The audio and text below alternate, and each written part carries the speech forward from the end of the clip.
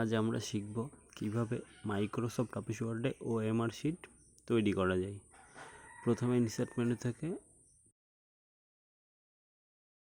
অর্ডারতে গিয়ে OMR sheet যেটা heading করব সেটা লিখে নিলাম, দিয়ে ওকে করে লেআউটে গিয়ে ফরম্যাট করে এটা বড় করে রেখে দিলাম। এরপর আমরা দাগ নাম্বার দেব, দাগ নাম্বার দিলাম। দেওয়ার পর আমরা হোম মেনুতে গিয়ে এখান থেকে কালারটা চেঞ্জ করে নেব, ফন্ট কালার রেড করলাম।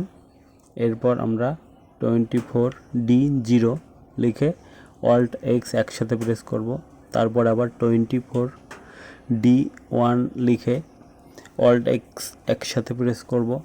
তারপর আবার 24D2 লিখে অল্ট এক্স একসাথে প্রেস করব পরপর এভাবেই। তারপর 24D3 লিখে অল্ট এক্স একসাথে প্রেস করব। আমাদের ABCD হয়ে গেল 4খানা। এবার কপি করলাম,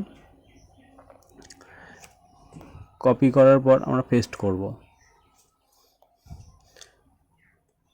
এবার ওএমআর শিটটা সিলেক্ট হয়ে গেছিলো বলে ওটাও পেস্ট হয়ে গেছে, ওটা ডিলিট করে দিয়ে আবার নতুন করে কপি করলাম, দিয়ে আবার পেস্ট করব।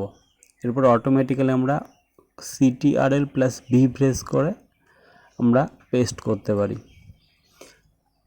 এরপর আমরা পেজ লেআউটে গিয়ে কলাম বাড়িয়ে নেব, আর একটা 2 কলামস করব।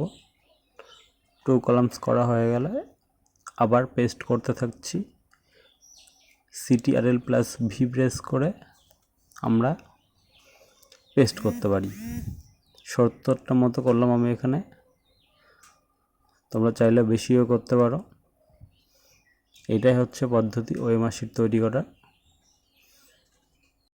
নতুন নতুন জিনিস সহজভাবে শিখতে চাইলে আমাদের চ্যানেলটিকে সাবস্ক্রাইব করো এবং পাশে থাকো। শেষ পর্যন্ত থাকার জন্য ধন্যবাদ।